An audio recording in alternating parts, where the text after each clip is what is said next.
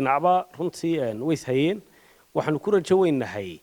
annagu hadii garabkaygu inaan wax qaybaha qaarkood markaan aan wada hadalno wax la ka tanaasulay iyaguna waxaanu ku rajo weynahay inay wax ka tanaasulaan xildhibaanada golaha deegaanka magaalada Gabiley oo ka dhaxeeyay khilaaf dheeraaday ayaa maanta waxay soo gabagabeeyeen khilaafkii isla markaasina waxay u saareen guddi soo gabagabeeyay khilaafkan guddidan oo ka kooban 4 xubnood waxa warbaahinta magaalada Gabiley la hadlay Cabdiraxmaan Nuur Abbakar oo kamid ah xildhibaanada taabacsanaa maayirka magaalada Gabiley iyo xildhibaan Khalid Maxamed Ismaaciil oo kamid ah xildhibaanadii ka soo horjeeday maayir iyagoo sheegay inay gudahooda xalisan doonaan khilaafkii ka dhaxeeyay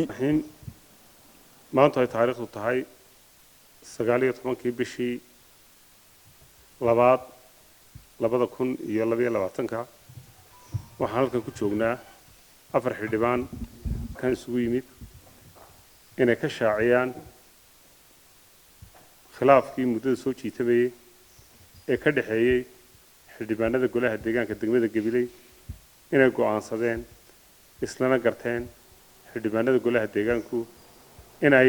dhexdooda khilaafkaasi ay dhameystaan iyaga oo u xil saaray guddi ka kooban 4 xildhibaan ee halkan fadhiya oo geli doona khilaafka sidii aanu xal waara uga soo saari lahayd taasi oo aanu xildhibaanadii labada garab ahaa aanu ka hayno kalsooni buuxda oo ay soo siiyeen 4 xildhibaan inay wixii hawshaasi ay ka soo gartaan ee ku soo afmeeraan ee ku soo dhameeyaan inay iyaguna u garab taagan yihiin lana qaadanayaan kuna raacayaan shuruucda heshiiskaasi oo wixii aan ka hor imanaynin sharciyada dalka iyo dastuurka inay u hoggaansamayaan xildhibaanadaasi ayaanu kalsooni buuxda 4 xildhibaan dhammaantood kaga haysanaa waxaanu halkan runtii kalsooni buuxda ka sidanaa runtii haddaan nahay golihii labada garab uu qaybsanaa labadii xildhibaana dhinac walbaaba wuxuu ka sitaa kalsooni in go'aan dhexdhexaadina runtii aanu khilaafkii golaha soona bilaabmay Oktoobar 4 muddada 5 bilood ku dhow runtii golahu kala qaybsanaa waxaanu aqbalnay inaanu golaha runtii khilaafkiisa miiska wada hadalka la tagno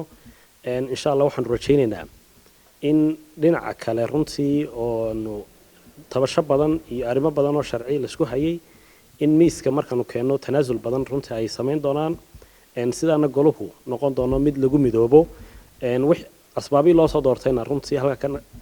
amba qaada waxaanu ilaahay ka baraynaa muddo kooban sidaanu runtii aanu guud ahaan aan isla eegnay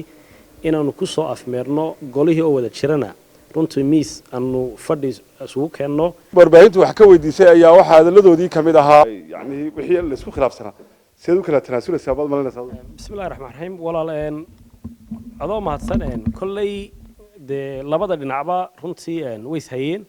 waxaanu ku rajo weynahay annagu hadii garabkaygu inaan wax qaybaha qaarkood markaan aan wada hadalno wax la ka tanaasulay iyaguna waxaanu ku rajo weynahay inay wax ka tanaasulaan saasoo de xalku ku iman kara hadii laakiin qof dhinac walba bidaan ma tanaasuleyno way adag tahay sideed isku tanaasuli doontaan baad malinaysaa inaad u midoobi doontaan mar labaad muddo dheer idinkoo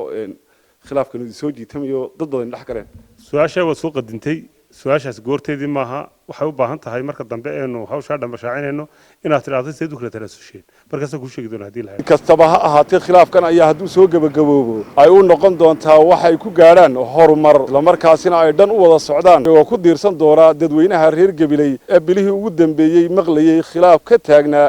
golaha deegaanka magaalada Gabiley oo u dabranay horumarka waa Cabsalaan Maxamed Bade Bulsha TV Gabiley